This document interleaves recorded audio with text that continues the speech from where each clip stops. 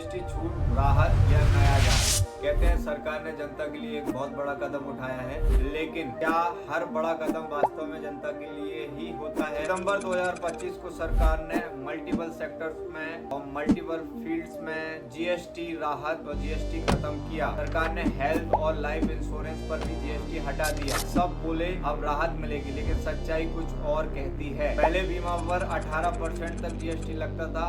10,000 के प्रीमियम पर 1800 रुपए टैक्स लगता था। सरकार ने कहा अब ये टैक्स खत्म, लेकिन असली कहानी यहाँ से शुरू होती है, क्योंकि छूट का मतलब अब कंपनियों को इनपुट टैक्स क्रेडिट नहीं मिलेगा, यानी उनका खर्च बढ़ेगा और वो खर्च किसको भुगतान करना पड़ेगा? हम सब। टाइम्स ऑफ इंडिया की एक रिपोर्ट कहती है कि बीमा कंपनियों ने एजेंट्स का कमीशन घटाया जीएसटी छूट से हुए नुकसान को कवर करने के लिए, और कुछ कंपनियां तो प्रोसेसिंग फीस बढ़ाने लगी, यानी टैक्स तो गया लेकिन जनता के बिल फिर भी बढ़ गए। और सरकार उसने कहा हमने राहत दी है। क्या ये राहत थी या फिर नया फाइनेंशियल जाल? इंडिया टुडे की रिपोर्ट्स के मुताबिक कुछ बीमा कंपनियों ने अपनी प्रीमियम की कॉस्ट 10 से 12% तक बढ़ा दी है। सोचिए, टैक्स हटाने के बाद भी दाम कैसे बढ़े, क्योंकि सरकार ने इसे एग्जम्प्टेड किया तो बीमा कंपनियां अपने इनपुट टैक्स का लाभ खो बैठी।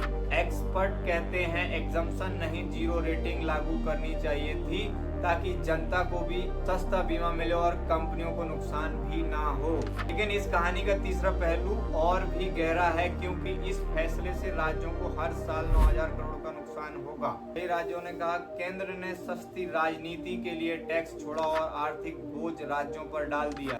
सोचिए, ये छूट क्या जनता की जीत थी या सिस्टम की चाल?